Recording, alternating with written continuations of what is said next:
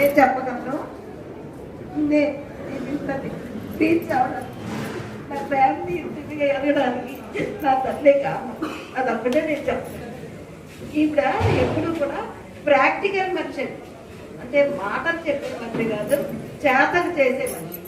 తనకున్న దాంట్లో నలుగురికి హెల్ప్ చేయాలి, అదే తన మోటో. డబ్బులు ఇప్పుడు కాదమ్మా, డబ్బులు ఉంటాయి, కష్టపడితే డబ్బులు ఉంటాయి, కష్టపడకపోతే డబ్బులు ఉండవు. అది ఖచ్చితంగా నన్ను కూడా ఇప్పుడు బయట కానీ నన్ను కూడా రిస్ట్రిక్టెడ్గా అలాగే చెప్పేదండి. ఎక్కువగా పొగిడేది కాదు, సంతోషించేది బయట వాళ్ళకి చెప్పి. నన్ను ఎప్పుడు పొగిడేది కాదు, సంతోషించేది అనమాట. ఇక మన వాళ్ళని సాగింది తనేనండి. ఏదన్నా విషయం గురించి చదువు సరిగ్గా చదవట్లేదని, లేకపోతే ఆహారం, ఈ రెండు విషయాల్లోనే నేను బాధపడి చెప్పేదాన్ని అమ్మకి. అమ్మ పిల్లాడు ఈ సబ్జెక్టులో తక్కువ వచ్చినాయి, ఆహారం సరిగ్గా చేయట్లేదు అని చెప్తే తను ఇండివిజువల్గా కేర్ తీసుకుని తను చెప్పింది పూజ తప్పకుండా వాళ్ళు పాటించేవాళ్ళు. అంత బాగా తను అసలు నేను ఈ విధంగా రీచ్ అవ్వడానికి, నా ఫ్యామిలీ ఇంత ఎదగడానికి కారణాలు నా తల్లి. ఇంతకన్నా నేనేం చెప్పాను.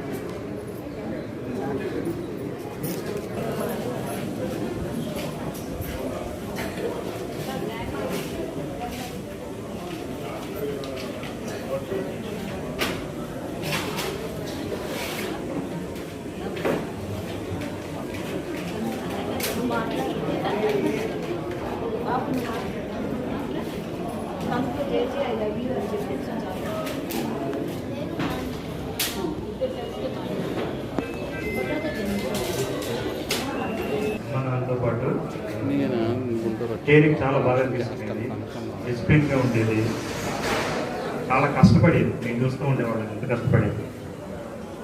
చాలా నేర్చుకోవాల్సి ఉన్నాయి ఆ జనరేషన్ వాళ్ళ దగ్గర నుంచి. మా వాడు పుట్టినప్పుడు వచ్చింది ఆస్ట్రేలియాకి, ఆ వయసులో కూడా వచ్చి చాలా ఛాలెంజింగ్గా తీసుకుని చేసింది. ఆ వెదర్ పడకపోయినా 3 నెలలు శుభ్రంగా ఉంది. వీడు చిన్నగా ఉన్నప్పుడు అక్షత్ 6 నెలలుగా ఉన్నప్పుడు చేసింది. తర్వాత మా అభినయం పుట్టినప్పుడు మా అమ్మాయిలతో పాటు వచ్చింది మా పాప. ఆ అమ్మాయికి 6 నెలలు ఉన్నప్పుడు చేసింది.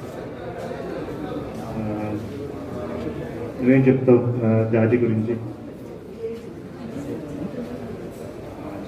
చేజీ గురించి ఏం చెప్తావు? JG, I love you. Rest in peace.